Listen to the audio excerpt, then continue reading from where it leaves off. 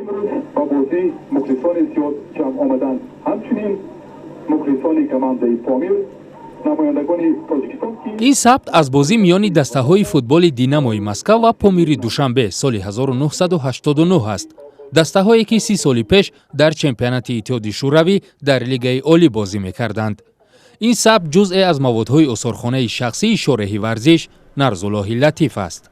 مساحت عمومی اصرخانه 65 متر مربع است و هدف از تأسیس این اصرخانه قبل از همه زنده نگاه داشتن تاریخی جمهوری، تاریخی ورزشی تاجیک، تاریخ فرهنگ، تاریخ ادبیات، تاریخ خانوادگی و این چیز رو پیشکش نمودن برای نسل امروزه و آینده.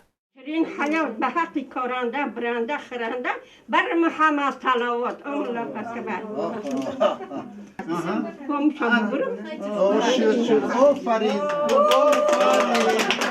نرزالله لطیف با تازگی در حولیش بیرون از دوشنبه اصرخانه شخصی خود را باز کرد. مادر 95 ساله شارح اولین مهمان اصرخانه بود. از دهه پست و شمس ها کمپیر ظرف ها یا رحیمه این همه برای شما برای همه موزیک. در این اصرخانه شارح ثمره فعالیت 50 ساله مهنتی خود را جمع آورده است. مهمانان اصرخانه می توانند در اینجا با تاریخ قریب یک عصر ورزش تاجیک آشنا شوند. این عکسی فوتبال بازانی من در پس اون هم نوشته شده است. دسته استریتری دوشنبه می باشد که سال 1931 این عکس گرفته شده است و 88 سال این جانب این عکس وجود دارد. من در طول نیم عصر مواد زیاد جمع کردم و حتی اونهایی که علاقه این اصرخانه رو تماشا کردن و به من گفتن که اینقدر مواد رو شما در کجا جمع کردید؟ راست گپ در حقیقت سوال بجا است، ولی خودم هم نمیفهمم که چقدر من اینقدر مواد زیاد داشتم. متخصصان و هواداران ورزش از گشوده شوی چنین یک اصرخانه استقبال کردند. جوانان ما میتونن که از این اصرخانه بهره بگیرن، یعنی که یک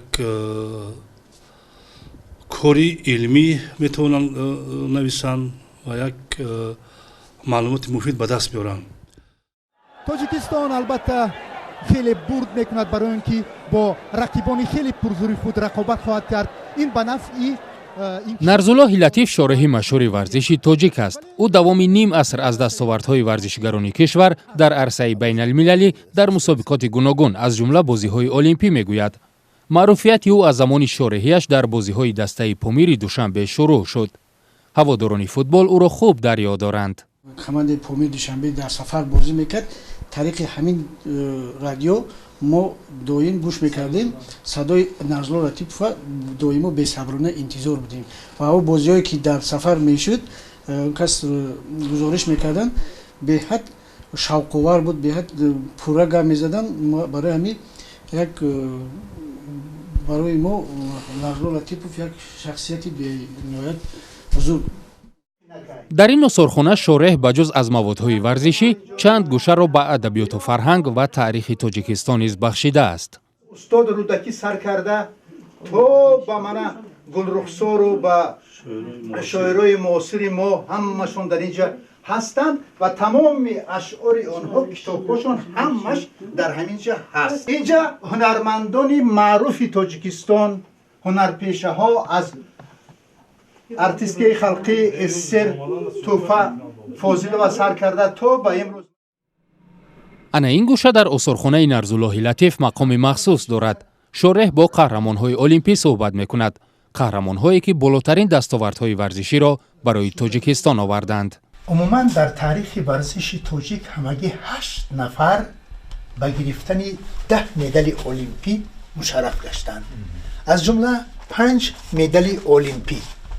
2 مدال المپی رو آناتولی ستارستین در 5 حربه معاصر در المپیاد مسکو به دست آورده است.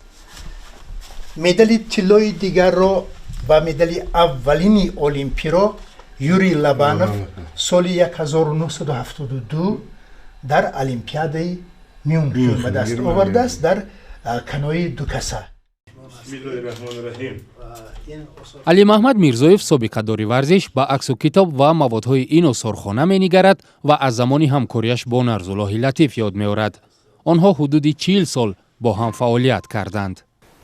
ин одам барои рушди варзиш тоҷик бисёр хизматҳои калон кардааст ва дар ҳама чорабинии варзиши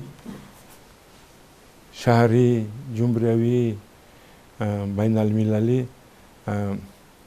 иштирок мекард. чорабиниҳоро баргузор менамуд, баранда сценарийҳо менавист. бисёр ҳама чорабинии варзишида хато намекунам. ҳамроҳи Нарзуллоҳи Латиф ма бисёр корро кардем. ин гӯша ба замони фаъолияти Нарзуллоҳи Латиф дар радиои Озодӣ бахшида шудааст. ӯ давоми 18 соли ахир ба ҳайси шореҳи варзиш дар ин расонаи байналмилалӣ фаъолият мекунад. اینجا عکس‌های زیادی است همراه همکارانم در طول این سالها و همچنین با مصاحبانی که به رادیو می آمدند. من اینجا زیبانیسا رستم و با محسن محمدیف و طلع خلنظرف و دیگران هم صحبت شدم. اینچنین توسط این رادیو گزارش های من از المپیاده ها به واسطه رادیو پخش شدند. чанд гӯшаи дигар дар ин осорхона ба ҳаёти оилавии шореҳ бахшида шудааст. аксҳои падару модар ва ҳамсару фарзандон инҷоро ором медиҳанд. ана ин гӯша аз самараи варзишии набираҳои шореҳ қисса мекунад. мегӯяд осорхона барояш ҷойест ки эҳсоси оромӣ мебахшад.